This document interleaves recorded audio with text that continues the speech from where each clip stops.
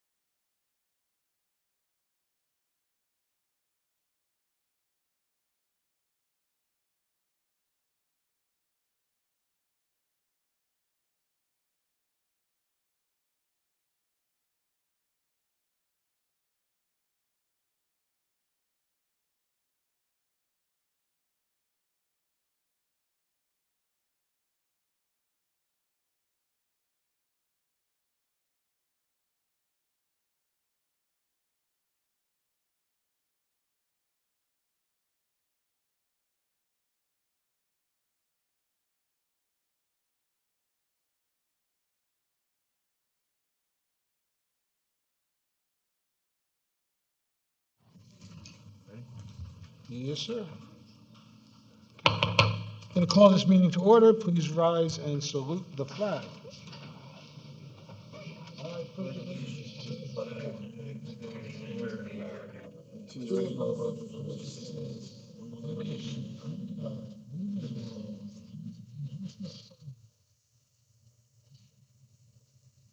Notice by heart. The adequate notice of this meeting has been sent to all council members and to all legal newspapers in accordance with the provisions of the Open Public Meetings Act, Chapter 231, Public Law 1975. Public is hereby advised that any statements made during the meeting of the Township Council of the Township of Saddlebrook may not be privileged or protected, and that persons or entities who take issue with such comments or are offended by same may and have in the past sought legal redress through the courts. Any member of the public who addresses the council speaks for themselves and not for the council. Notice is hereby given that beginning January 1st, 2026, the complete text of all legal notices required to be published in the Township of Saddlebrook shall be obtained or viewed on the Saddlebrook website, saddlebrooknj.us. In addition, the New Jersey Secretary of State will be establishing a legal notice hyperlink page, allowing members of the public to find hyperlinks for every municipality. On or about March 1st, a hyperlink to the Secretary of State's webpage will be published on the municipal webpage as soon as same is available.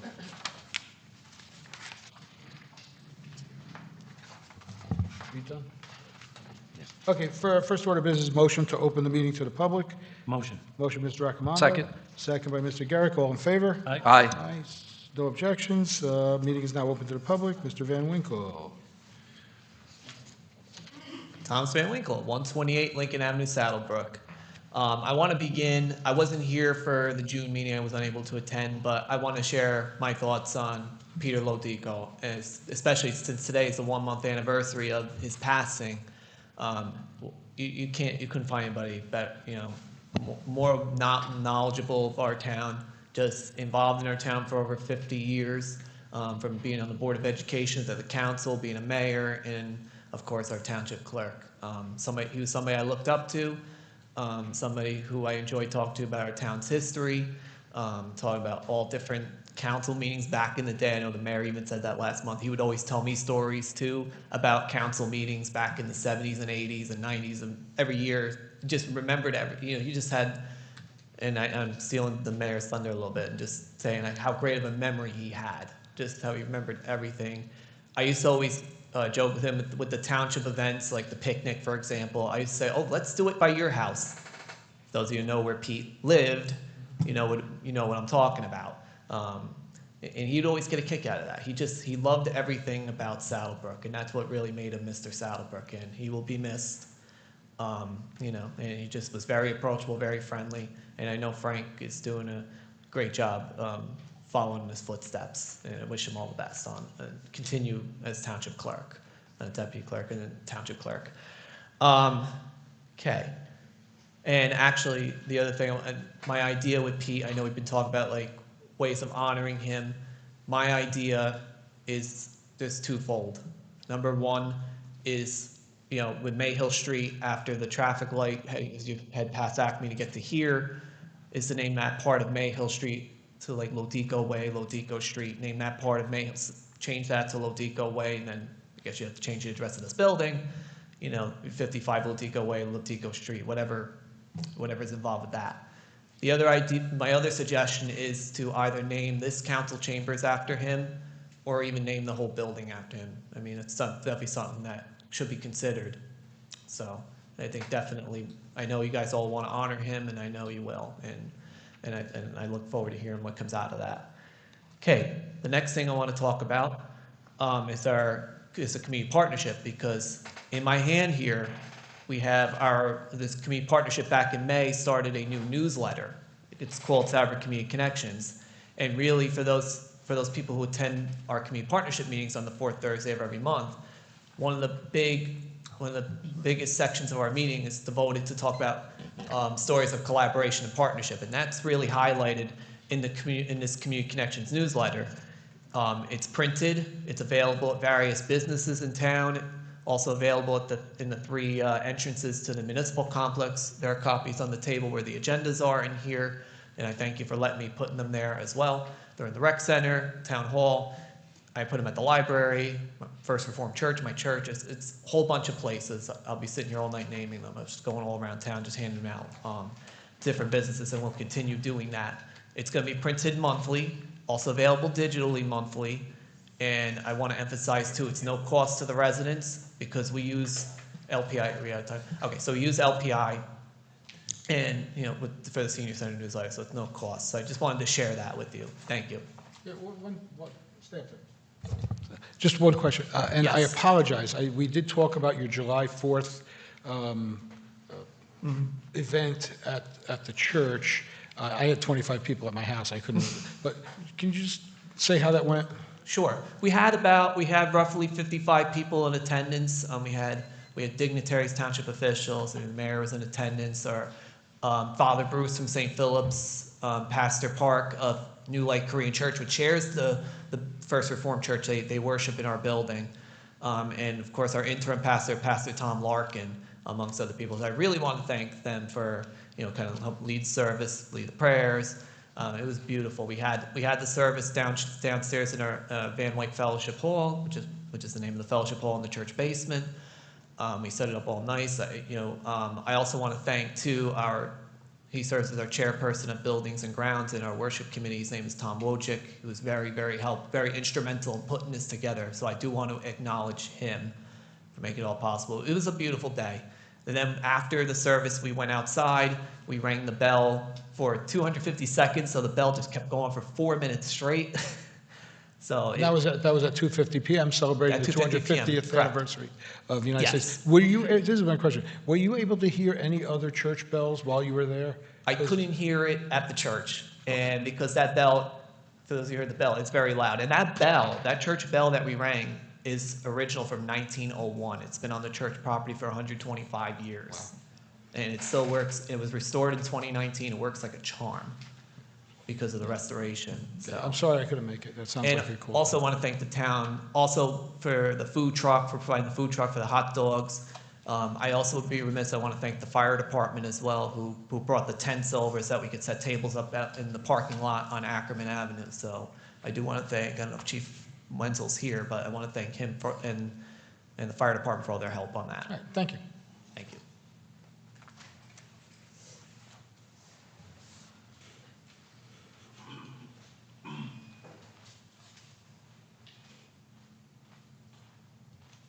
Sylvia Zottarelli, 236 Lindsay Ave. I was at the work session. You guys know I came up and I asked about what was going to be done about Walmart. Mr. Simaluka, you keep saying that it's an enforcement issue. What are you going to do about enforcing? I just sat here almost 2 hours and listened to everything you're going to do to help Leicester Avenue residents, which they deserve it. What are you doing about the Lanza Avenue residents? This is 6, 7 years that I've come and complained. You know it's a valid issue. Other residents have come. They're disgusted. They don't want to come anymore. So I'm just curious as to what it takes to get something done. If it's enforcement, it's up to you guys to enforce it. We can't. So I don't think that's a valid excuse anymore. I really don't. That's one. Second, as far as Pete goes, some people might think it's creepy, but it's an idea. I think to make a bust of his head and put it on a pedestal or something and showcase out in the front hallway. That's all I got. While we have the officers here, she's right. I keep talking about enforcement. How are we doing with the enforcement of the noise that's behind Walmart to help out these people across the creek? Either of you guys want to comment on that? No? We're doing fine. Once we get calls, we respond. Okay. If you hear the noise, it will, issue. It is, and I've said this for years, that two things that I think should happen. Our code enforcement officer should do a drive-by at least once a day. I think he works 4 hours a day. It doesn't take long to go around that building for refuse, whatever trash is there, things like that. But if he does that and he sees something, he would report it. Also, that being that it's a known area, that the police should do enhanced, and again, I'm not a cop. The mayor was a cop. I'm just maybe talking out my butt, I don't know. But I think, again, enforcement is to go there and sometimes be proactive and not wait for the call, because sometimes people get disgusted or, they just don't want to do it and call because they feel that their calls aren't being answered. But have the drive-bys. It doesn't take much. If somebody's going to, on 46, to make that loop and go back there and see what's going on. And if they hear anything, do it. I know that there's no way that you're going to catch every time that there's a loud noise. It's just, and I think Mrs. Ottarelli would understand that there's no way every single time something happens. Something happens, I see that all the time. Somebody will say, where's a cop when you need it? Well, we have 3 of them. You can't. But if there's a drive-by and you see them and you kind of know when they're doing this, drive by and see. And if they're doing something wrong, issue tickets, issue summonses, because they can't just disturb or said at length at the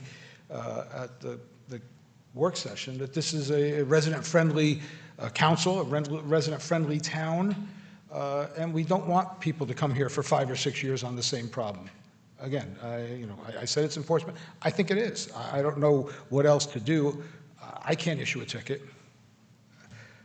but you guys can. So if you can, just try and make a special effort.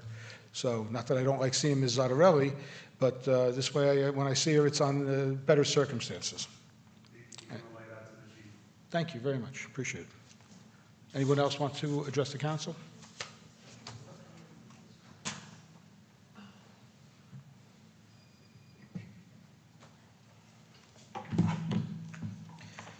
Good evening, Omar Rodriguez, Satterbrook, candidate for mayor. It's going to be a speed bump on the agenda on Claremont Avenue. More than a dozen residents, while knocking door to door, has expressed their concern about being a shortcut for Market Street. This is just the beginning. When Market Street opens with these 60 new units and 120 cars coming in there, right now it takes 25 minutes to half hour to leave Market Street. How long we will take? Then definitely they will take Claremont as a shortcut. Talking about those 60 units that has been sold for $1.6 million, $26,000 each unit, every time that I say something, it seems like I'm making it up, but everything is on the record.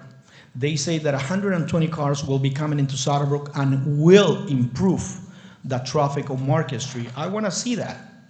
And it's on the record. It's not made up. So we should have, Mayor, some debates on a lot of issues because 3 minutes is not enough to discuss a lot of issues like the high density on housing in town. People wants to know if you have any new ideas for the future and betterment of the residents. Actually, if 120 cars are gonna come, I want you to explain to the residents, how are they going to improve the traffic on Market Street? If anything, it will make it worse. Then, on the high density, Poramos is an example. They were told by the state that they have to build 1,000 low-income housing units. They managed to reduce it by 68%, and they just have to build 340 units. Saddlebrook have to build 279 plus 42, so it gives you 341, but we didn't negotiate with the state. So we're gonna have to build 341. I don't know, we have to come a little more creative, I think. The debates, for many months I've been saying we should go for debates because a voter that is more informed will make a very better decision in November. I believe that the residents deserve more than that. Finally, last month, I asked the council and mayor, by dismissing the bus driver for the senior citizens, how much money it will save us. I didn't have a response. Then I want to ask, how much money does it take to print all those nicey glossy brochures for the town that it just serve the purpose of selling yourselves, but not to the residents? And it was some words that were not right against the senior citizens. I'm one of them.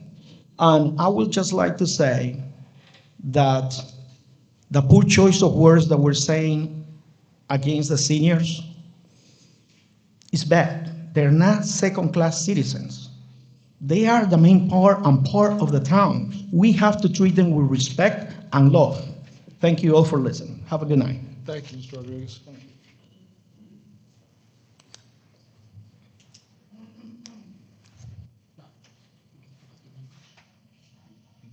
Hello, Karen Darminio, 537 Avon Lane. Omar, I'm sorry you're walking out, but, yeah. Okay. I'm going to be a good note. As the new director of the senior center, we now have lunch. Monday, Tuesdays, and Wednesdays, $1.25 is requested donation. We are doing really well. And I invite all the seniors in the town to come and have lunch with us. We have trips, we have line dancing, we have lots and lots of activities. So it's all good. And I don't know why he says we don't treat our seniors well, because I have been down there for 30 years. And now that I'm in charge, seniors are first, and that's all I want to say. Karen, can I just ask you a question? The senior bus, we cut the hours of the driver from full-time to part-time, and then we terminated services and also the bus. I know we had a young lady here who had an issue, and it really impacted her. But have you been down there on a daily basis? Is there a lot of kickback or should say pushback? No. And actually, when the bus driver went to 4 days, he was part-time. 2 of those days, one day he went to the mall in the morning, and then one day he went to ShopRite on Thursday. We had exactly 7 calls for the doctor. So there were 7 appointments in 5 months for doctors. All he did, I don't want to talk about anybody, but the mall and shopping was the primary.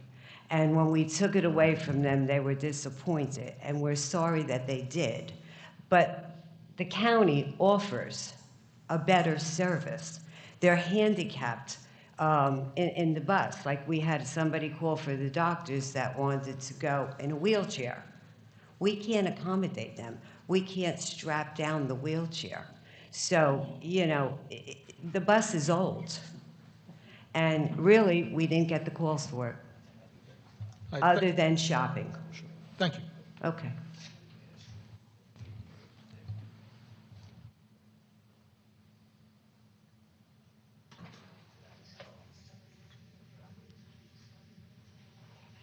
Denise Monastery, 25 Dana Way. Good evening, Mayor and Council and friends. First, I would like to thank Township Administrator Jimmy Holmesy for taking the time to speak with me. The conversation was productive, and I appreciated the update he provided regarding the senior bus. One point that was reinforced was during our conversation is that providing services is only one part of the equation. If residents do not know a service is available, then for all intents and purposes, that service does not exist for them. Outreach needs to be active, not passive. A notice on a website, a Facebook post, or information available at the senior center and local businesses will reach the people who are already connected. The challenge is reaching the seniors who are not connected. It is the same concept as when someone is running for office. A candidate with only a website, a Facebook page, and a flyer at a campaign office will have limited reach, while a candidate who combines those tools with door knocking, phone calls, mailings, community presence, and direct engagement will reach far more people. The strategy is the same whether we call it outreach, marketing, or communications. There is a significant difference between actively promoting a service versus saying the information is available on our website. In an effort to better understand the decline in ridership that led to the discontinuation of the senior bus, I submitted an Open Public Records Act request, OPRA request, for bus records from January 1st, 2024, through when the township ended the service on May 22nd, 2026. The township provided records from August 6, 2025, through May 14th, 2026. After following up with the deputy clerk regarding the missing records, I was informed that those additional records could not be located. This is not to criticize anyone. However, good governance depends on accurate and well-maintained public records in order to make informed decisions. Data allows leaders to understand how a service is currently being used, where gaps exist, and how future decisions should be made. Reliable records also preserve institutional knowledge rather than assumptions. When records needed to evaluate a public service are unavailable, there is a ripple effect because public trust can be eroded when information needed for accountability is incomplete or unavailable. Transparency is essential because we are making decisions that directly affect the lives of people living in our town, especially with something as important as transportation, which goes far beyond point A and point B. Community transportation is a bridge to civic life. The Bergen County Transportation Program is outstanding. I use it, but it does not operate on weekends or evenings. So how does a senior who no longer drives attend the township picnic in August? That's on a Saturday. Ma'am, I'm How gonna do they have get to ask you National Night Out? Ma'am, I'm just going to ask you to finish up because Yep, I you're will. beyond the time, so just, I'll give you a chance to finish up. Yep, how are they able to participate in council meetings like this one? And how do they attend evening concerts, community celebrations, or events like one hosted at our local church, which sounds beautiful? These are simply not transportation questions. They are questions about inclusion in our community life. Thank you. Thank you very much.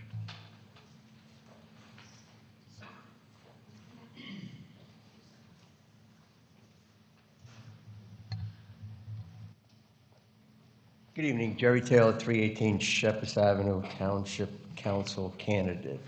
Through the chair, do we know, with all the dispensaries in town, is there a line item in the budget that shows how much money the town is making off of those dispensaries? I think there's only one that's been active and one that's brandy new. So, I mean, we're not overrun by dispensaries. But in terms of where that money goes, I know we get the 2% of the revenues, and not just the profits, but the revenues. Let me stand up. But I'm going to defer, wow. I'm going to defer to our business administrator to, like, is there an item in the budget for income relevant to the dispensaries? Yeah, there is a revenue permit line, and on top of that, that it gets deposited into. And in addition, I do keep a spreadsheet that's a report that anyone could have access to, that's shared with the council on a monthly basis, what those figures are each month from each dispensary. But as Mr. Simuklis said, right now, one is active, one just recently opened. So right now, it has been the one retail shop that has been contributing their mandated taxes. And is it also true with the, I heard that the Moe's, where Moe's is next to the cleaners, was going to be another dispensary? So that'd be 3 on 46, or no? Well, just so you're, 40, we developed and determined the best places to put these dispensaries, and we made an overlay district.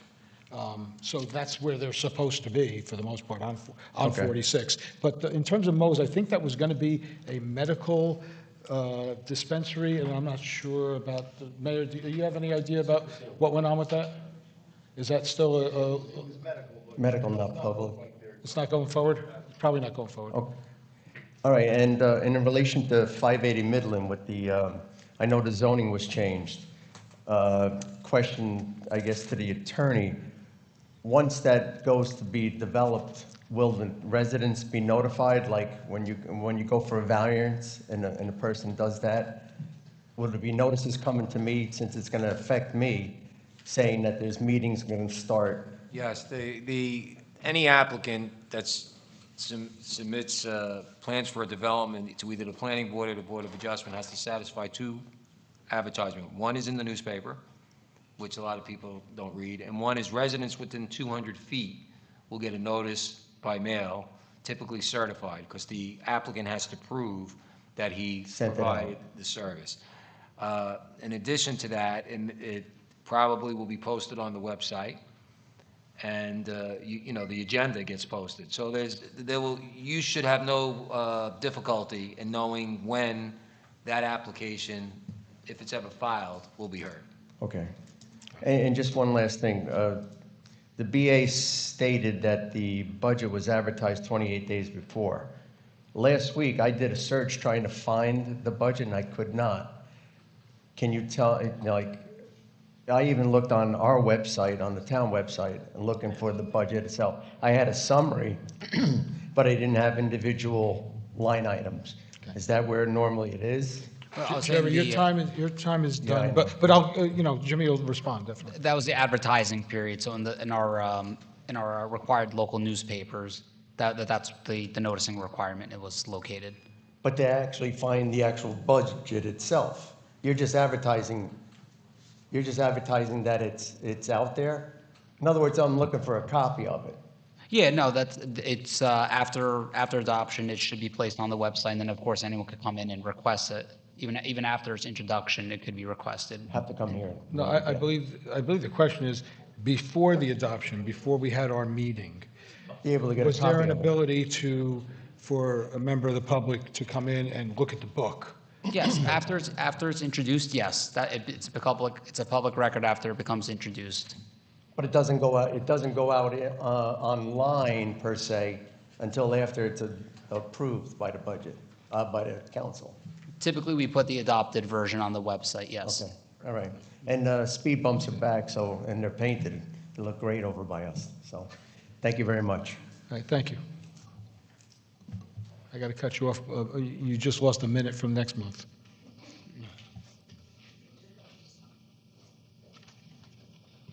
Good evening, Andrew Judges, candidate for Township Council in November. Just a few questions. I've been asking the low-income housing, the 279 units who were given from the state, which is just a ridiculous high number.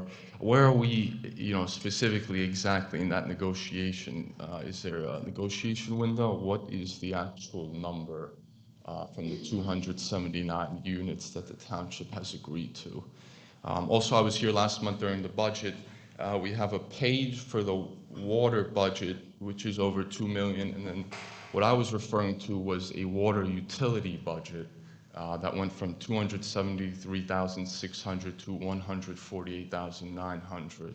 That's the $125,000. People are very confused why there's a water budget and a water utility budget. So specifically the water utility budget, where that $125,000 went.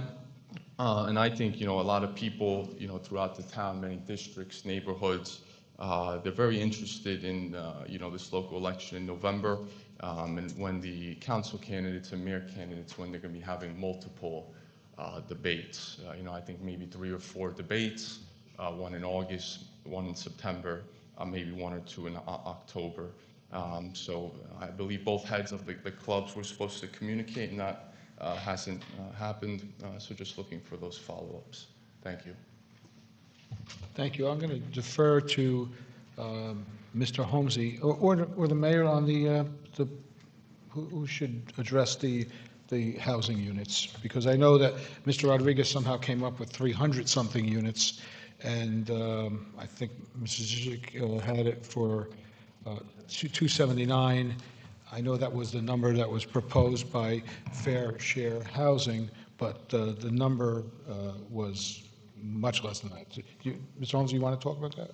Well, I would like to address the process, but I don't have the exact numbers. Do you have the exact numbers, Dan? Yeah, I believe the 279 is accurate, and then after going through the process, it was reduced to 17. 17. Yeah.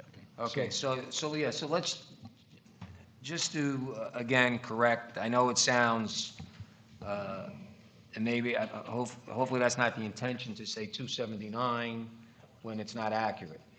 So, first of all, the town didn't just accept the number that Fair Share came up with. It was contested heavily by a special attorney that the governing body hired, who specializes in the affordable housing area. And as a result of that, going through the process, which involves a special master, I have to give a little history so people understand the significance of it. So a special master is considered an independent individual appointed by the court. That special master has a tremendous amount of influence on what the ultimate outcome is going to be, because the judges essentially consider them the only independent, objective person involved in the process other than themselves, and therefore their recommendation as to what the numbers should be is extremely important.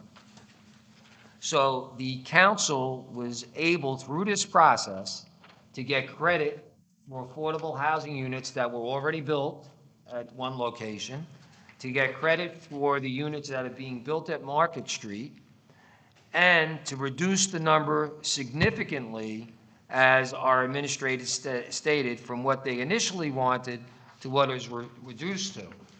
And in addition to that, the council was able to draft an agreement that was approved by the court that allowed them to satisfy their prospective need, which is for the 4th round to get the certification and the immunity from a builder's lawsuit, to meet it with an overlay zone, which means that if someone wants to build in a particular zone, and no one has come forward yet, they would have to have a set-aside of 15 or 20% of whatever they're building for affordable housing to meet this prospective need. So the possibility that nothing gets built, that could happen, because we don't have to go out and find a developer. The developer has to be willing to build with an affordable housing component, and we're not obligated to give them a pilot for the project. So it's very difficult with the course of things for developers to think it's in their financial interest to build affordable housing units, unfortunately, for those who are in need of those. So the scenario being painted is not any near what is accurate, nor is what is truthful.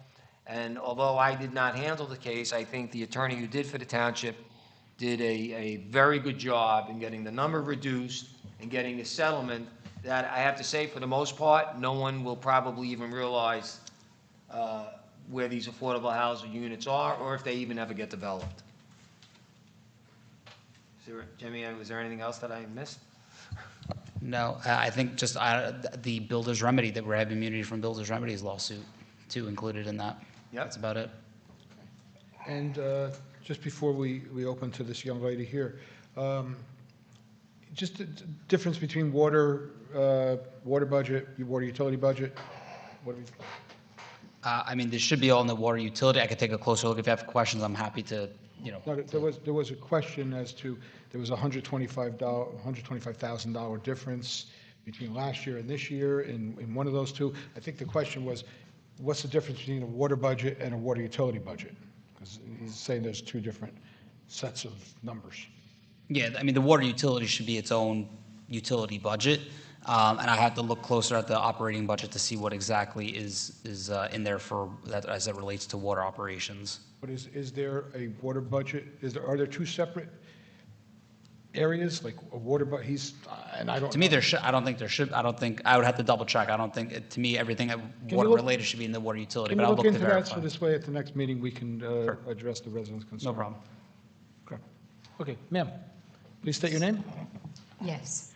My name is Juanita Hickman, and I live on Finnegan Avenue, Saddlebrook. And I'm here to speak with the mayor and the council personnel in reference to our former bus driver, senior bus driver, Howie, whether it was a matter of being fired or retired.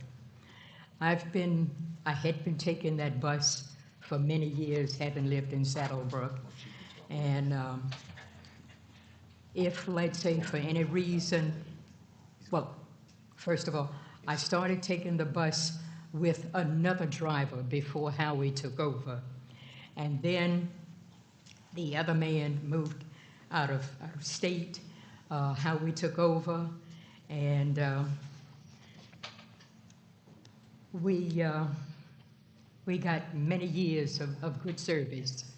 And as for our packages and whatever we had were assisted through him, or let's say Sandy, who would be the assistant riding on the bus.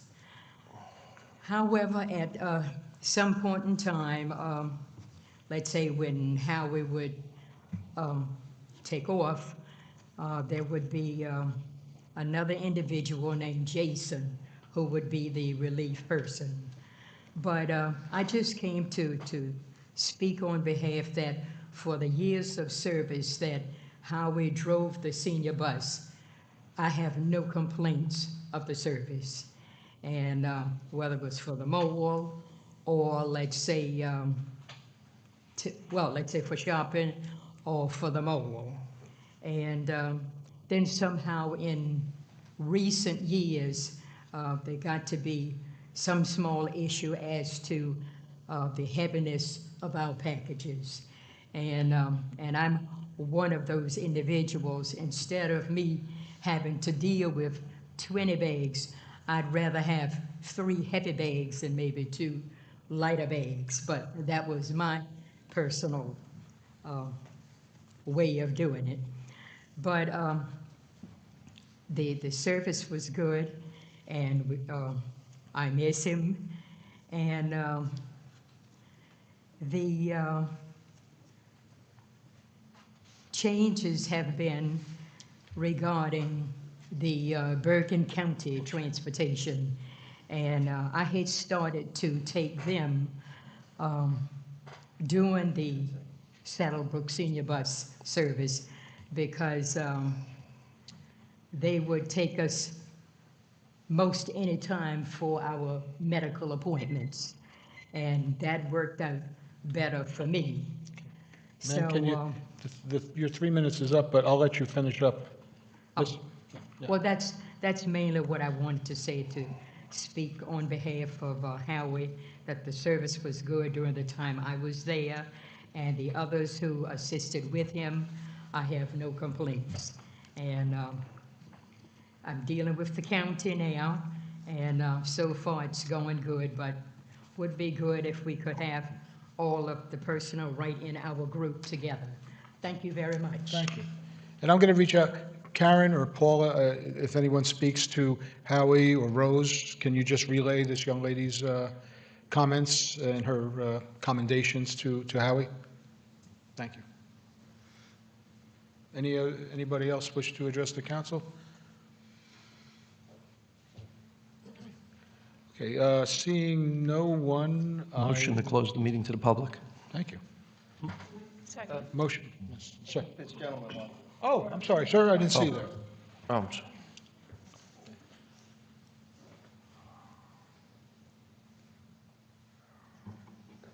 Good evening, ladies and gentlemen. Good evening. My name is John Vitovic. I live on Caldwell Avenue in town.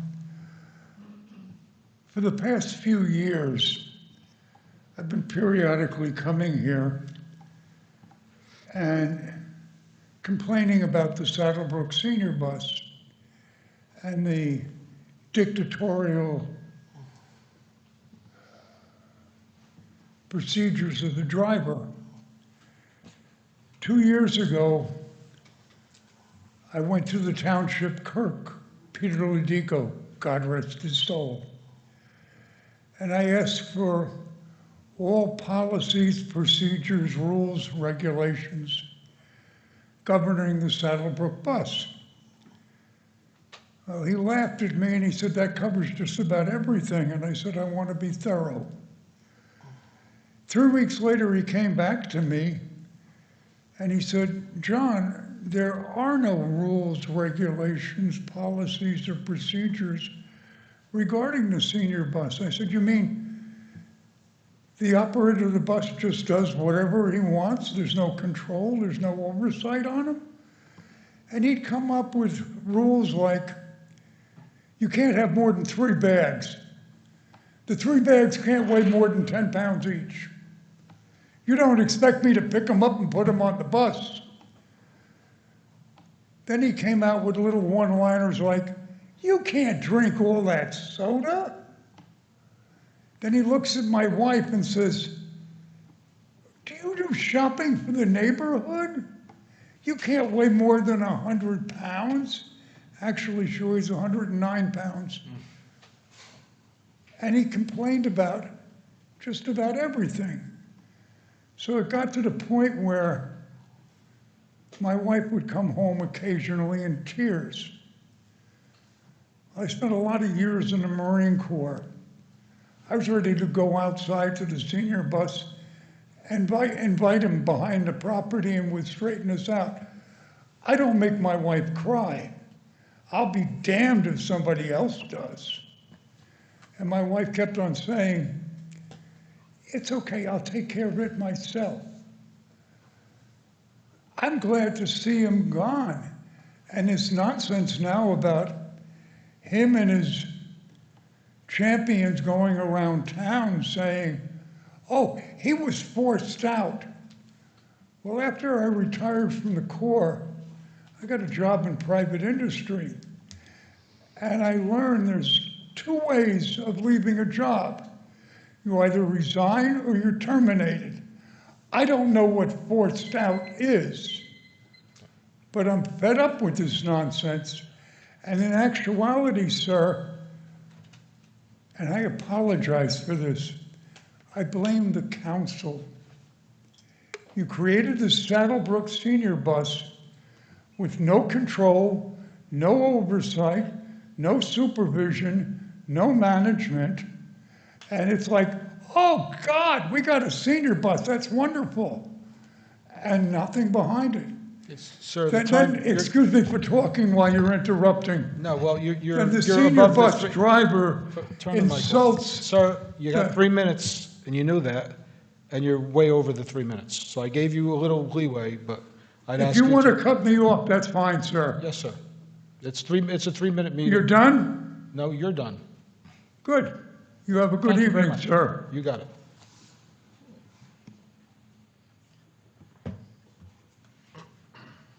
Ma'am, you already had your time. I thought we were allowed to speak twice. No. Last time somebody came, he came up twice last time. Who? Last meeting out here, he came up twice. No, it's one time. You used your 3, and you were over your 3 minutes. Anyone else? Let me ask you this, if I may, sir. You have a guy talking for over 20 minutes. What happened? Anyone else wish to address the council? Seeing none, I'll entertain a motion. Close the meeting? Motion to close the Motion to meeting. close? Second by Ms. Mazer, all in favor? Okay. Meeting is now closed to the public. Councilman Zamaluka, he was asking about the longer time, and that's during the work session. I don't think the gentleman understands. Yeah, work sessions are different. That was the work session, sir, during our work session, which was earlier in the evening, you have unlimited time to speak. Well, Yeah, I just want to clarify that for you, sir. and there was kind of a special meeting within a meeting on Leicester Avenue, so that was, we opened the meeting just on that issue, so that's why that took an hour in itself. Okay, Through the comments? Chair, did you want me to address the comments that were made regarding the Market Street project? Was there, again, there were several misstatements, or just let it go? Yeah, sure. Okay, so, and I know this has been said multiple times by the individual, and I've responded the same, so he keeps repeating it, so I'm going to keep repeating the response. The value and the cost of the units was not $26,000 as he stated, because the developer also had to build 40 underground parking spaces for our police department, which was estimated by our engineer to have a value of $1.2 million, which brings the cost of each unit to $46,666. In addition to that, the developer did not receive a pilot, so he has to pay the full property taxes value, which at last year's value, and we all know residential values have been going up significantly every year, would have generated a tax revenue of approximately $325,000 to $340,000 on property that was, of course, tax exempt while the municipality owned it. As to the comment that testimony was that the parking would be improved, no, that was not the testimony. The traffic engineer, whose testimony was confirmed by our own engineers who attended the meeting, stated that the impact to traffic existing is not good on Market Street, but this would have a negligible impact to the point that no one would know the difference, because although there is parking for 120 vehicles, there's not going to be 120 vehicles going out onto Market Street, number one, at the same time, and number two, not that volume at all, because you have to take into account that everybody is not going to drive their vehicle every day, between the fact that they may not be working, or they may be working remotely, or they may be using public transportation. So again, it wasn't that parking would be improved, but that it would, I mean, the traffic, but it would have a very negligible impact with respect to the existing traffic issues on Market Street. So hopefully, those statements will not have to be repeated that were made, nor that I have to repeat what the actual facts are, so that the public realizes what the true situation is as to that Market Street project. I think you had said 26,000, it's 30, he had said $36,000. Oh, I thought he said 26. No, I think it's 36. And in regard to traffic, my recollection is, he is correct. Nobody on this council ever said that traffic would be improved. The person making the presentation, who was an advocate for the builder, said that there would be a slight improvement, which I don't agree with. I believe that it may be negligible, and it may be the same, or it may be worse, but that if it's worse, it would be negligible. But certainly, I can't see how it would improve. He had some idea about how it would improve it. I didn't buy it then, I don't buy it now, but I think we're going to have, and I'm going to ask the mayor to speak on this, because there is conversation. I've spoken about it for years, about the intersection of Market, Essex, Rochelle Ave, and Main Street, right down the road here. And if and when that comes to fruition, it's going to solve a lot of the problems that we currently have, and will make, I believe, this project absolutely to have absolutely no impact on traffic. So we'll start with comments from the mayor. Okay. You know, why don't we start there, because with the meeting that myself, Jimmy Holmesy, and Bob Klein, a virtual meeting that we attended Right, with right. the New Jersey Department. And there is a new meeting, For the July- public, yes. What's that, Tuesday? 21st. Tuesday evening, 21st, from 6 PM to 8 PM. So, Mr. Holmesy, do you want to talk about that meeting and what went on? So- I think Bob might be. I'm the gonna, yeah, I'm gonna best defer to guy. Bob, but I just want to be clear about that meeting on the 21st is open to the public, so anyone's invited to attend that meeting. And just so we're clear, there's a flyer, now, I have it in my packet. Is this online? It's on the table. We have it at the table, it's online, and we have it at the pamphlet section too, at the. Okay, so it is accessible. I urge everyone who is concerned about the traffic in Market Street, which should be every single resident of Saddlebrook who has a car or knows someone who has a car. You can join the meeting from your computer, tablet, or smartphone, go on the website or come to Town Hall and get that, and you can attend virtually. But we'll defer to Mr. Klein on what went on at the in-person meeting. So they presented this project and where they currently stand. Apparently, it's been a project for a while. They're currently in the preliminary design phase. They're looking to replace the bridge that goes over the Saddle River so that they can add more lanes, more traffic lanes going through that intersection. In all four directions, which would certainly improve traffic flow. The whole reason they're doing this is because of the traffic issue that is there. They're gonna enhance pedestrian traffic as well. There will, of course, be, when it's under construction, an inconvenience. There'll be detours. I think what they're gonna do first is take care of the three legs that don't include the bridge first, which will initially improve traffic. And then while they're replacing the bridge, there'll be a detour, coming from either way on Market Street, going in both directions. And that's the leg that's really impacts Saddlebrook people and Saddlebrook traffic. Right. So that'll be part of what they present. And the project looks like, they gave dates, which are, I'm sure, preliminary, but right now preliminarily, they think construction is going to take place between 2030 and 2032 would be the time. I was unaware of that. Yeah, because I've said it over and over. I went to a meeting, it's got to be a dozen years ago, and we talked about this, and I said the same thing. Make left turn only lanes on each leg of that intersection, and I believe that's what they're going to do. That seems like the only viable solution. Why it took, or why it's going to take almost 2 decades to get it done, that's not even local. That's county and that's state. And above us is Route 80, which is federal, and they are impacted because there's the structures holding up the highway. So they had to be involved, and probably DEP because there's a river involved. So you got all these agencies, and the more agencies that you get involved, the more time it takes. So I'm glad it's finally going to get done. I will not be a council person at that time to see it done, but I'll gladly go to the grand opening of that new intersection once they cut the ribbon.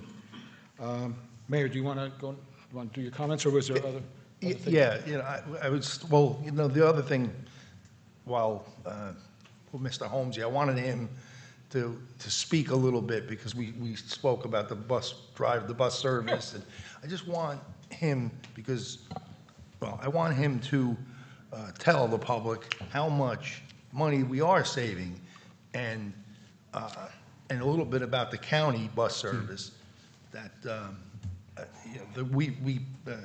Mr. Holmesy spoke to Mr. Sinque, who's the director at the county, and how many residents use the service, and how many total rides thus far, and how many they believe they'll do by the end of the year. And I think it'll shed some light on that. I don't want to get into the bus driver, what his performance was. He was with us a lot of years, and I thought he did a good job. But sometimes the county, they form this service, and they really, they built it up. I mean, it started small. It started with about 10 buses, and I think they got over 100 buses now. every bus has a driver and an assistant, an aide in the bus. Every bus has a ramp, that mechanical ramp that'll, that'll lift, I guess, to bring somebody that's handicapped into the bus. So, and you know what, it wasn't like we just ended it and said, hey, you know what, this bus service, the county service is better. So, we tried, we made the driver part-time, we wanted to see how that would work, we just didn't say, hey, look, you don't need it anymore, that's it. And it comes down to, a decision that it was better for the town. The town's going to save a lot of money. And Jimmy, just Sure. I just got go a through question, Mr. Scatino, being that that employee is no longer employed by the town, there's no rice notice requirement? Correct. Okay. Yeah, at the full-time status, the salary was $55,000, and of course, whatever maintenance and operations to continue the operations with the bus and so on and so forth. So that was at the full-time status, what the cost was for us in the salary capacity. After speaking, as the mayor mentioned, after speaking with the county, we asked them for some data to confirm how many riderships are taking place in Saddlebrook. They confirmed they have registered in their system 285 residents from Saddlebrook, with a minimum yearly, at minimum each year, they're servicing 500 rides, at minimum, they stated. In addition, just looking in other towns with the operations, similar senior transportation operations, most operate in the same hours, timeframes of, Monday through Friday, 9 a.m. to 2, 3 p.m. So most, almost, if not all, operate in a similar fashion. You rarely see any that operate on weekends. Of course, for our big events, we offer that, and we're going to offer that at the picnic. They would pick up from Town Hall, a shuttle service back and forth. So we did arrange for that to continue this year. So nothing was, what we offered was fantastic, but the county, like the mayor said, has an aide on the bus. They're able to carry the bags for them for groceries, and we just felt it was a good business decision to continue the service to assist in our financial operations. Thank you. Mayor?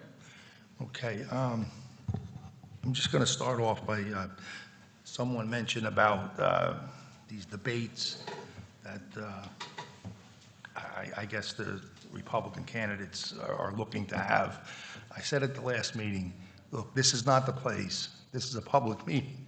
This is not a campaign headquarters. This is not the place to talk about having debates.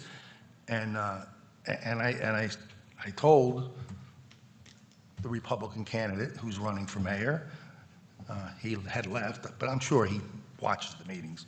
But I had said, I said that last week, or last month, I should say, and we didn't receive any calls. I said, look, you can call my campaign.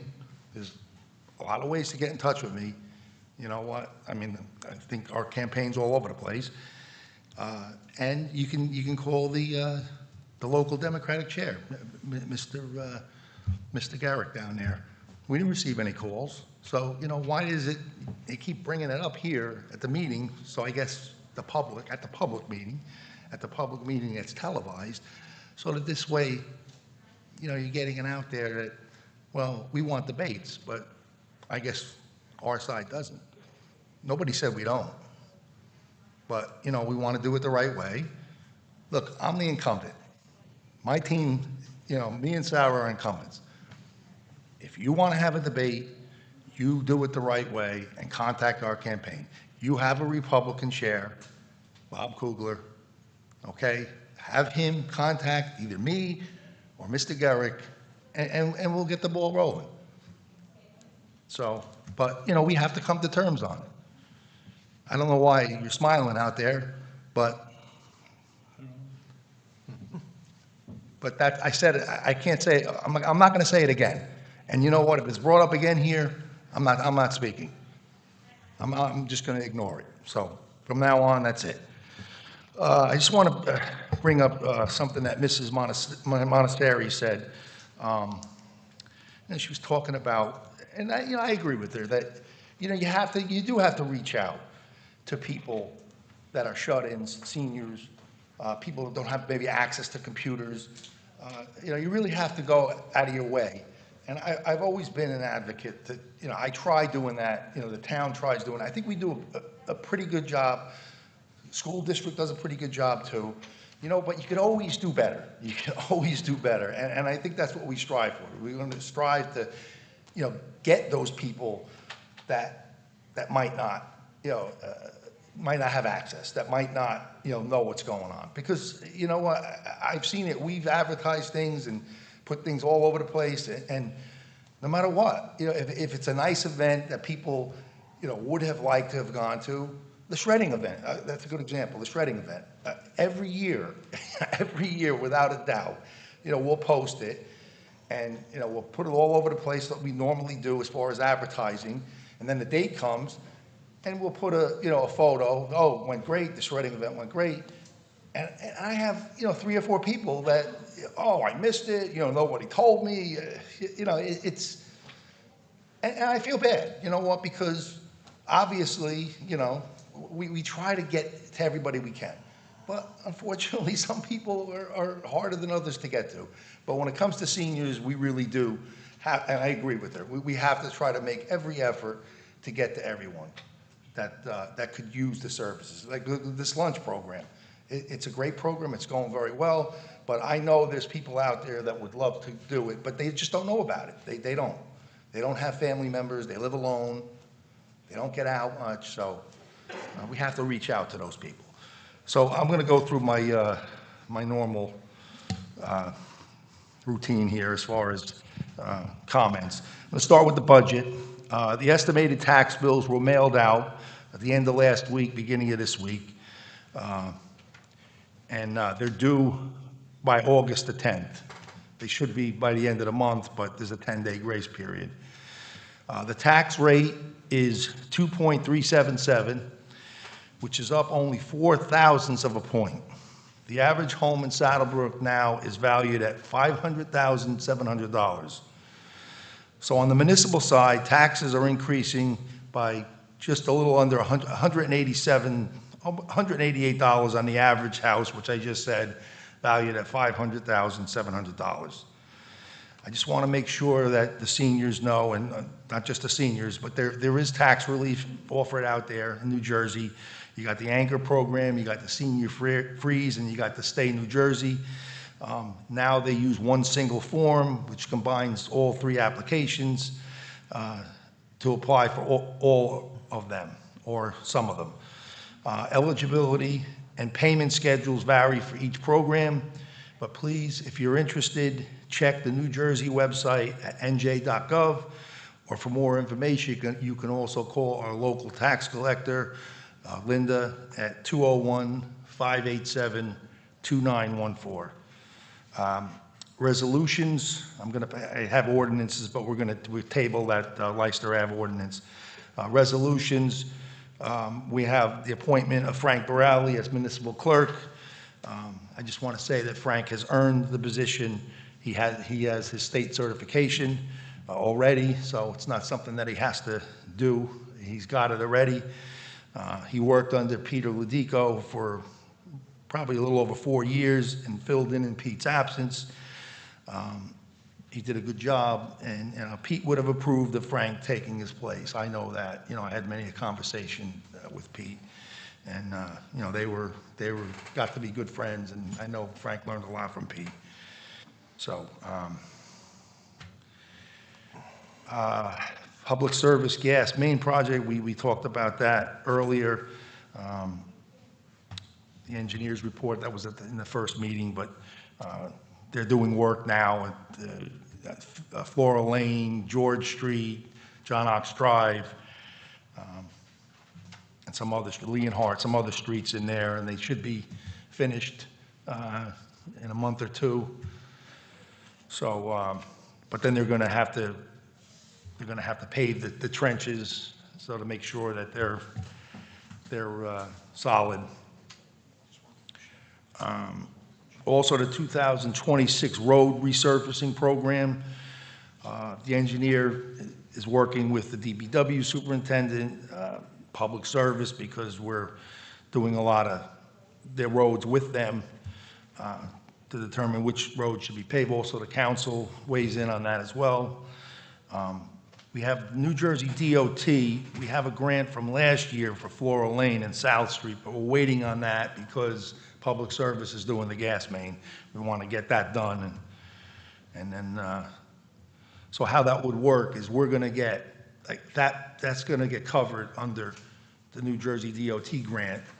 So we get credit from Public Service because they would have had to pave the road. So we get credit for another road. Bergen County Community Development Block Grant is South Street. That's going to be done probably the fall or the spring. And then the New Jersey 2026 New Jersey Department of Transportation grant, we've been awarded for Grace and North 7th Street.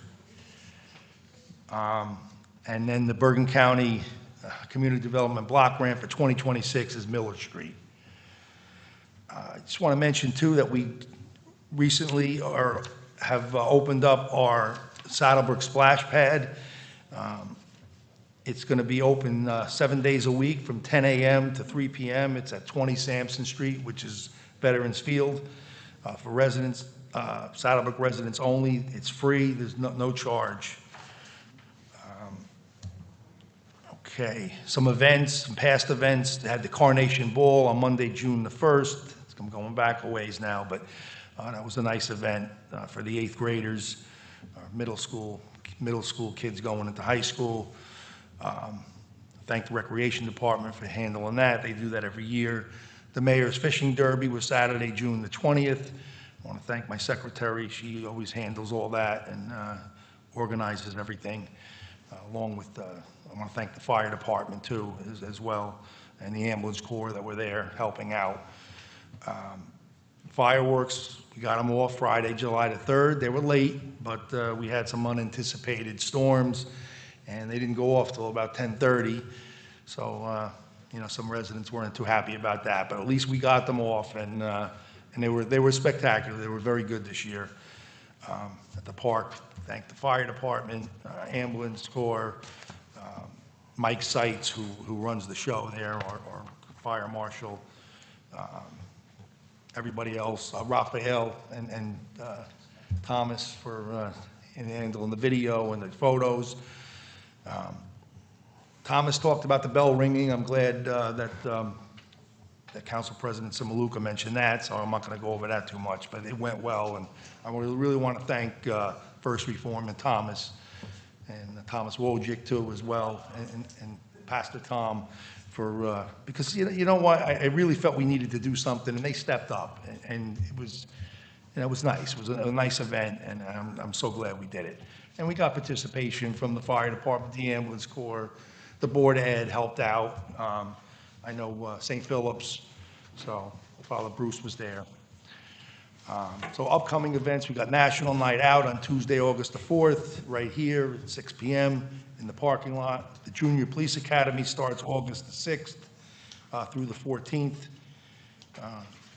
That's done here as well. The town picnic is Saturday, August the 29th at Saddle River County Park. The rain date is Sunday, August the 30th.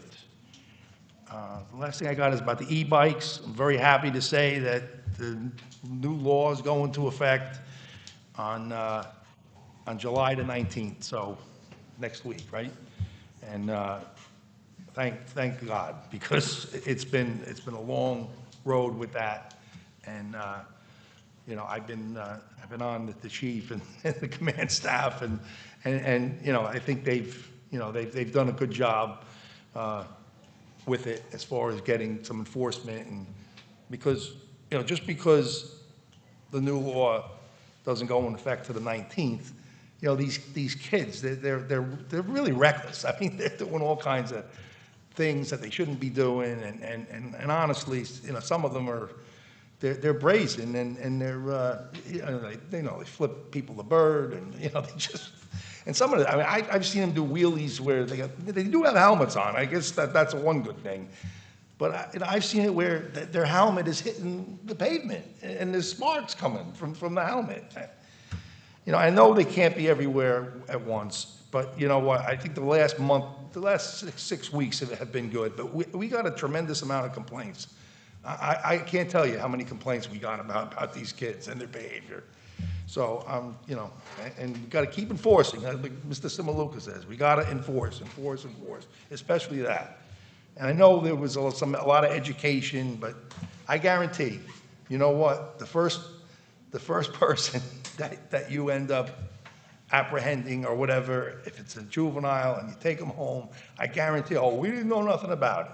You know, again, you know, it's about advertising. You know, somebody's going to say oh, I didn't know. They're going to conveniently say that, you know, because they're going to want to break.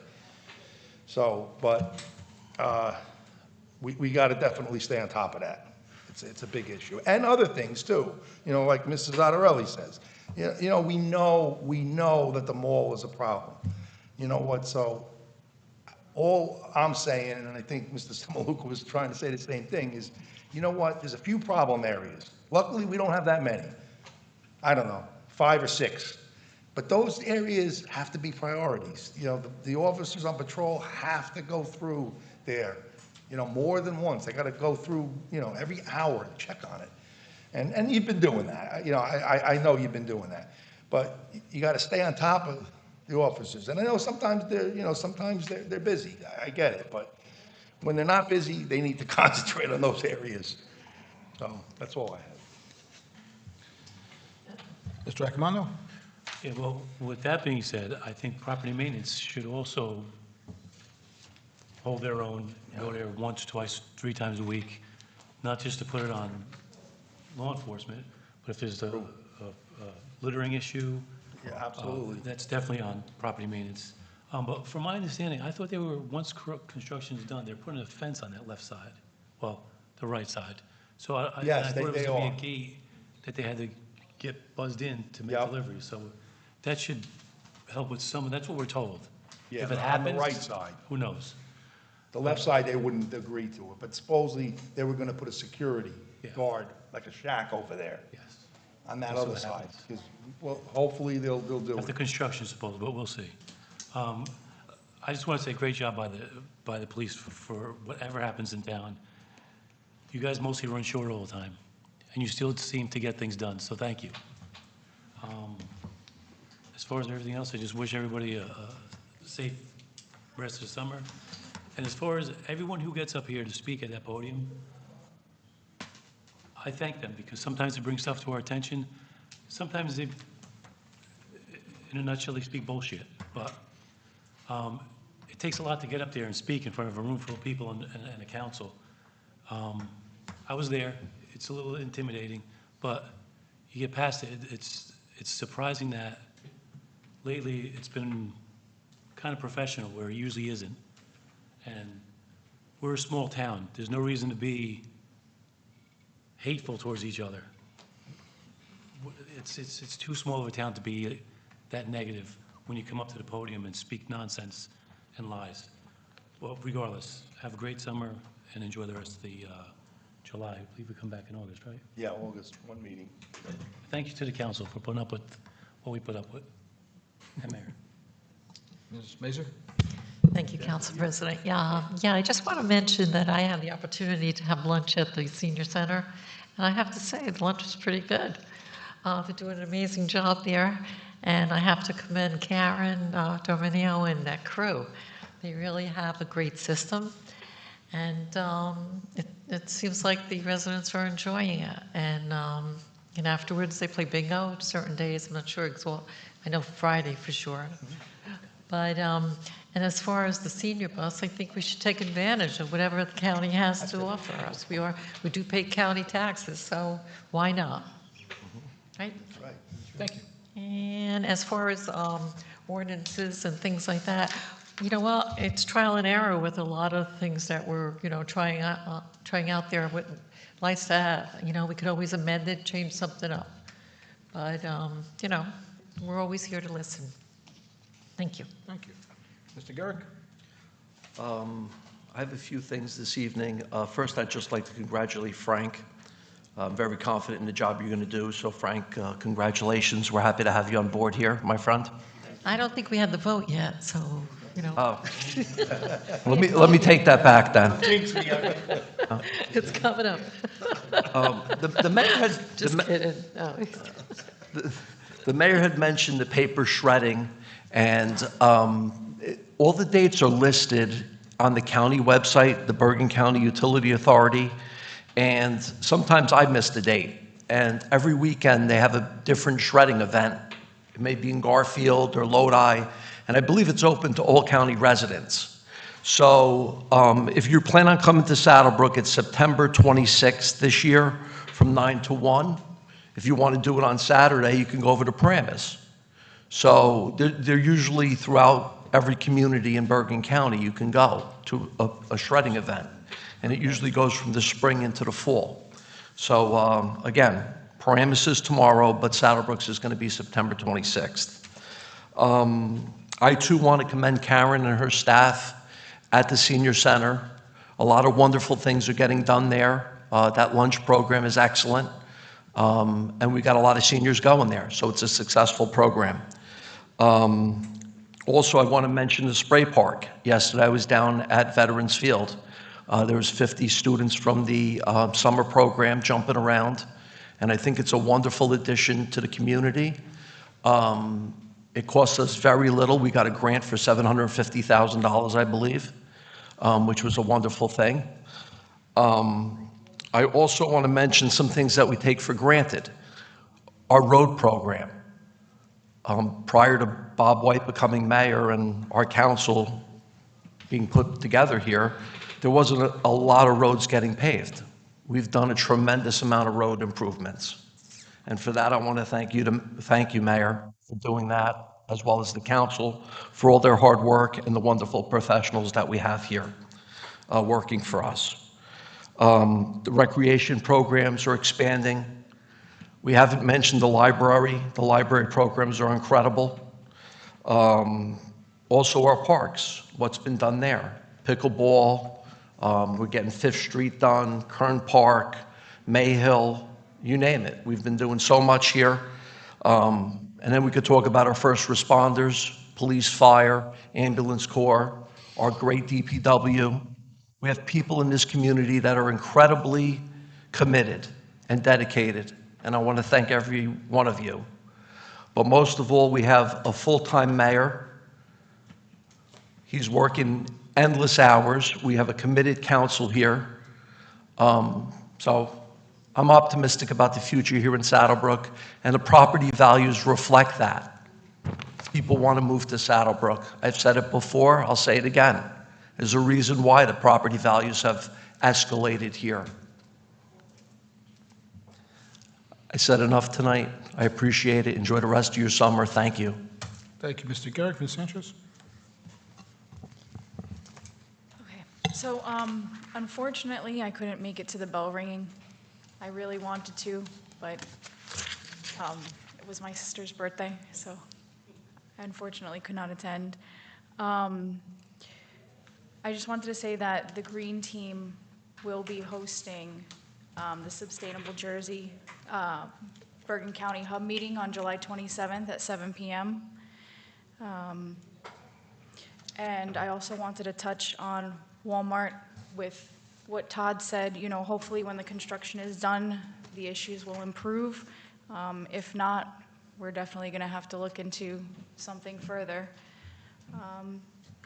And there was a comment made earlier where it was said that, I'm not sure who, but who called the seniors second-class citizens, but I definitely don't feel that way, and I don't think that anybody else up here feels that way, and I was really bothered by that comment. So I just needed to say that because, you know, we definitely don't look at our seniors as second-class citizens, and if anything, we're always trying to improve, you know, the services that we have for our seniors. So I just wanted to address that. Thank you. Yeah, no one on this council or the mayor or anyone who sits up here called seniors second-class citizens, and if they were, they would have been publicly reprimanded and humiliated, because that's just ridiculous. And certainly, we don't treat our seniors as second-class citizens. We do have a viable and vibrant senior program and senior center, and a great director. In terms of the young lady who did the Oprah request about some records for the senior bus, I'm not making excuses. There should be total transparency and there should be records. However, our longtime senior center director passed away a year and a half ago. So I do not know if he had the records at his home. I don't know any of that, but that could be an explanation. I'm not trying to get out of anything, but that might be an explanation for it. In terms of the bus, you know what? It's weird. You go on Amazon, you want to buy something, and you look at the reviews, right? And you always wonder, how is this a 5-star review? And there's a bunch of 5-star, and then there's 1-star reviews. I mean, it's the same product. Well, this is a perfect example today. You had a young lady here who gave 5 stars and said how wonderful the driver was and the whole program was. And then you had a gentleman coming up, and he wanted to have a fist fight with the bus driver. So it's just strange opinions, but just goes to show you how opinions can vary on different things. We had a very lengthy work session, and I'm not making it any shorter by talking a lot here, but a lot of it dealt with Leicester Avenue. There were issues on Leicester Avenue. We are trying to alleviate those to the best of our ability to try and help our residents. Not punishing any individual or any business, but we're trying to make this the parking situation on that street more tolerable. Thank you to Lieutenant Buchek and Captain Califano for your attendance and your input on that, and in reviewing what we had put forth. And thank you to Mr. Scatino, who did a great job on doing the ordinance. Now, what we did was there were some open spots in the proposed ordinance that we had to fill in, and we worked on that diligently during the work session. So Mr. Scatino's got to prepare it with all the, fill in the blank type thing. So we are I'm going to entertain a motion to table the ordinance for tonight when we get to that point. And hopefully that will resolve that issue. Again, there are certain areas in town that are known to be problem spots, and we try and do our best to concentrate on those. We talked about the graffiti ordinance.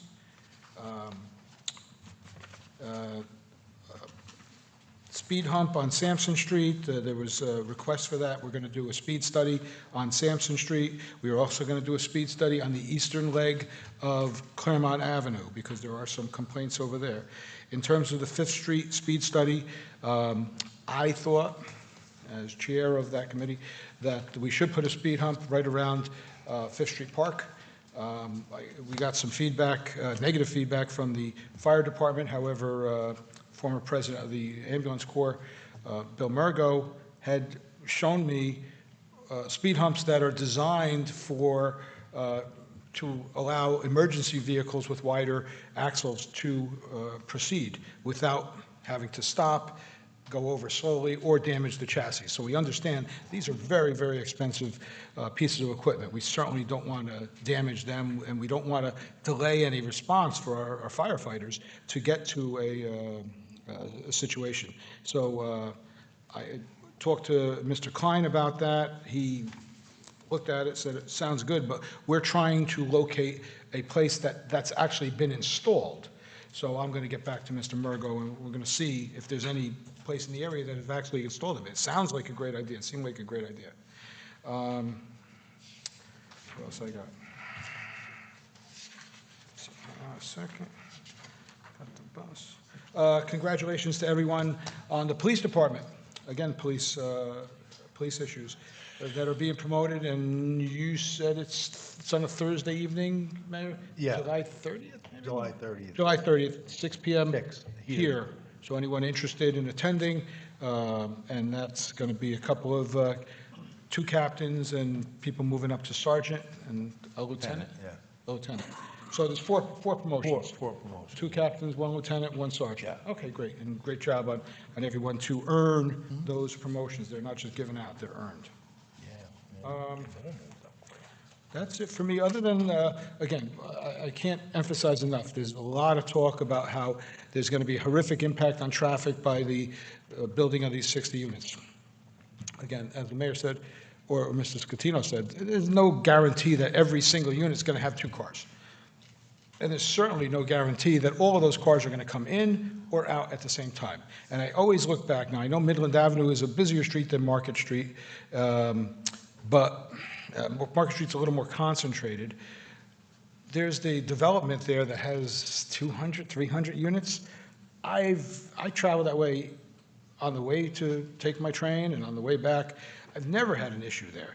Now, Market Street is bad, but the implication, the assumption that this development is just going to, cause mass chaos is just not true.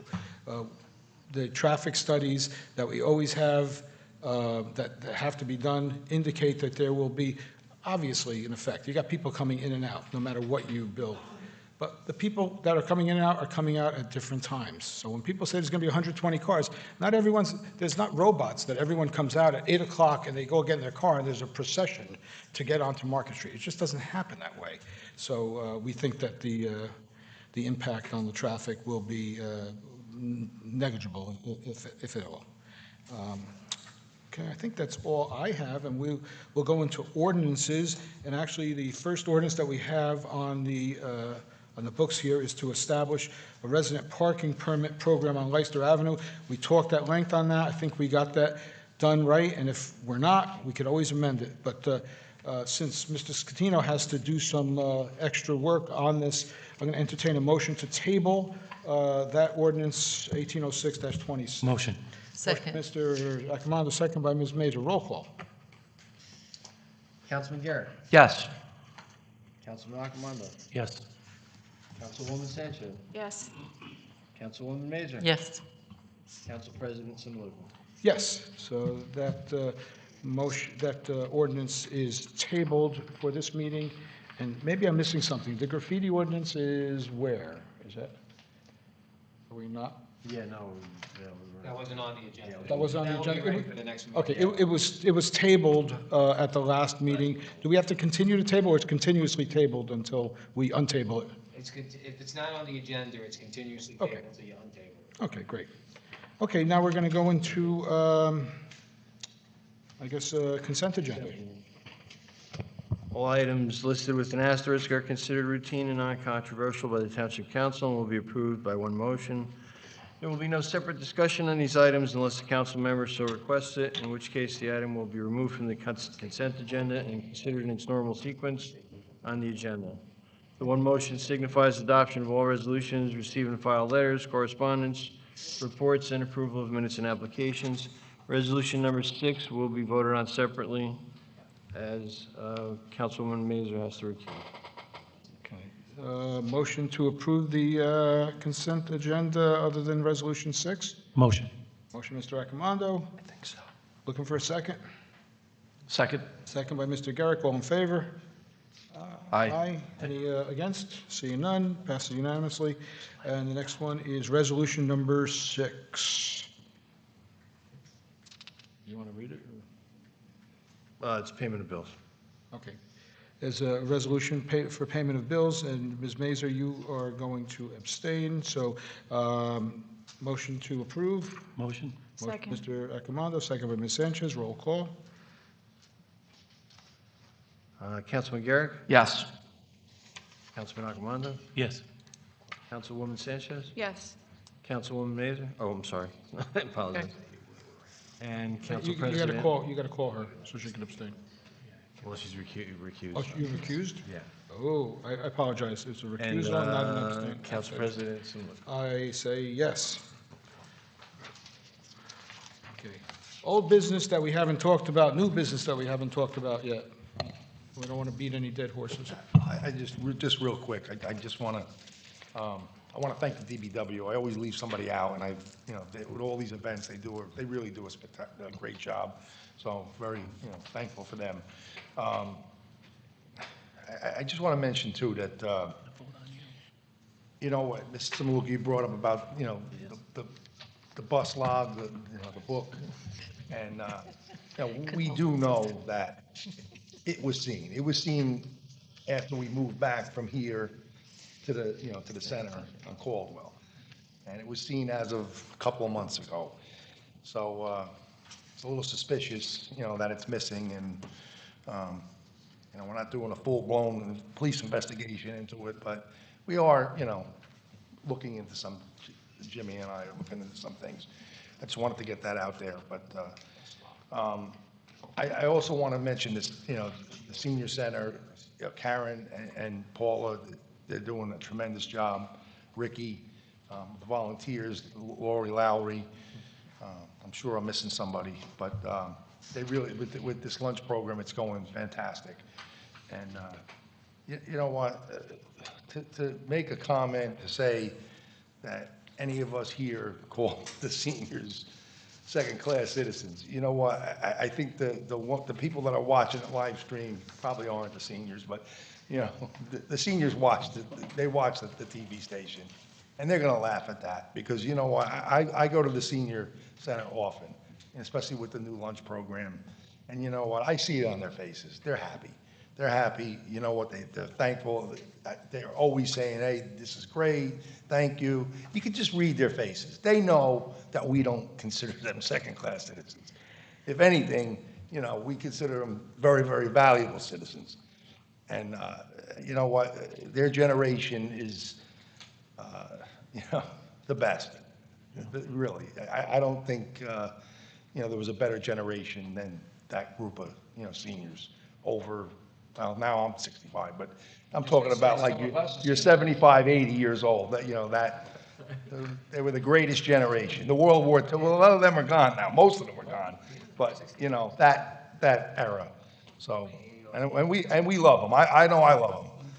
So, and I want them to know that. And they know it because they feel it. You don't have to say it. They feel it. It's very I true. feel it, they feel it. Very true. Through the chair, just one item, I apologize to report on to satisfy my BA report tonight. I did attend the Ferrazzo Lane development for the affordable housing development over there. I did attend today virtually their lottery drawing. They did have over 400 applications submitted for interest in residing at the complex. So they will begin their process of contacting those individuals. So they will be moving in a couple months, not even very short. So there are a number of developmentally disabled, and the rest are income restricted, yes. The developmentally disabled, I think they're all on the first floor. I believe most if not all, correct, yeah. They have it structured in a way, this is, it's operated by Ingerman in collaboration with New Concepts for a Living. They're very familiar that this is not their first development. They're very reputable. They know what they're doing, and they're moving in process in the next month or two. And I thought that when they did their presentation, there's like levels of low income. There's like low income. There's very three low levels. income and ridiculously low income. There are 3 levels, yes. There's very Is that strict the way they describe criteria. it? I'm sorry? Is that the way they describe it? Low income, very low income, and ridiculously low income? No, not quite. Not quite. Okay. That was an excellent BA report. Thank you. Appreciate that. Sarah or Dave?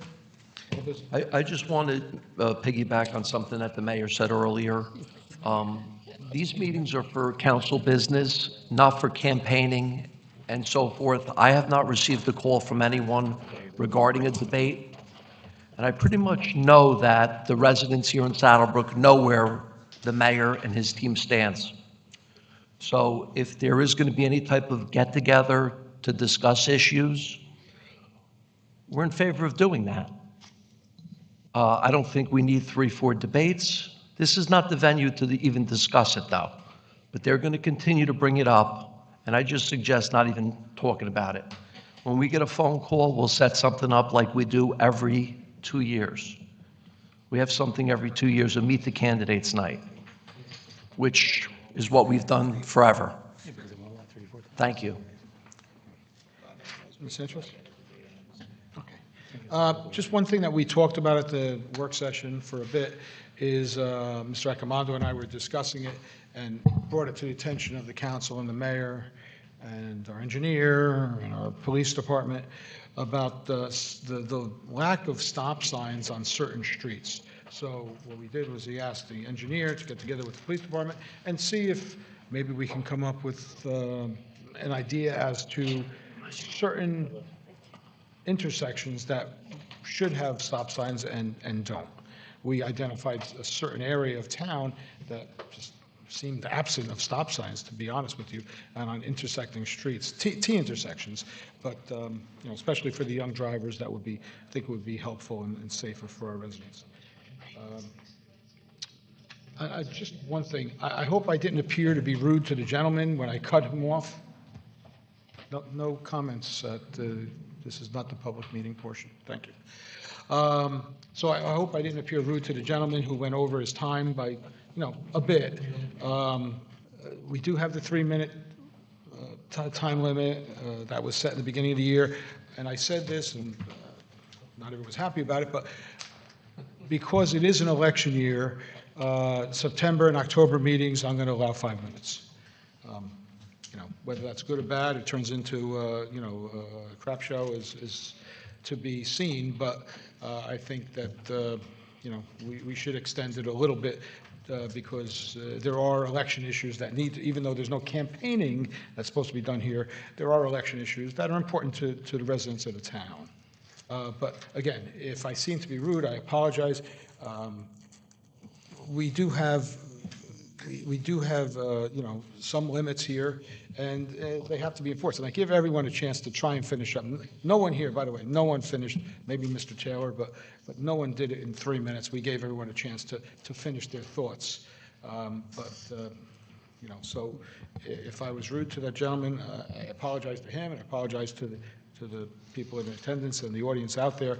I don't think I was, but if I was, my apologies. Mr. Maluka, you better get escorted by the police out there. He might be waiting. I think he could take you. Yes, and you know what? I don't know if the new bike ordinance applies to rascals, but I don't want to get rode on by a guy in a rascal.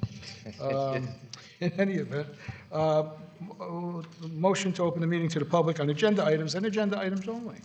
Motion. Mr. Garrick, second by Mr. Accomando. All in favor? Aye. Aye. Any objections? No. Passes unanimously. Anybody want to speak on agenda items? Agenda items? No? Okay. No takers. Motion to close the meeting to the public on agenda items. Motion. Second. Motion, Mr. Accomando, second by Ms. Sanchez. All in favor? Aye. Okay. Hopefully, there's no other comments. No. Jimmy, you're dying to say something, right? No? Okay. Supplemental BA report, nothing? All right. Motion. Wait, we need closed session? Yes, but it's only going to be 5 minutes, which you'll understand when I explain it. Okay. So a motion to go into closed session. Motion. Ms., all in favor? Aye. It's going to be about 5 minutes, and Meeting will be open. Further action. we expect that we're going to open the meeting just to close the meeting.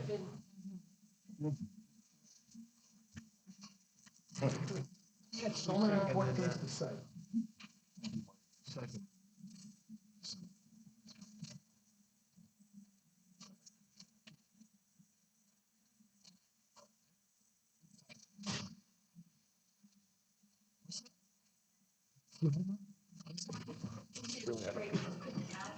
Thanks. Well, so you should have told me while I was on camera. Now it's. You know what? I'm from this council, and then I'm running for Board of Ed. Really? So we go. Okay, Jerry. All right. By the way, Joe Bev, status. Really? Shit. That was something? Yeah, no, I get it. But he's gotta be 90, right?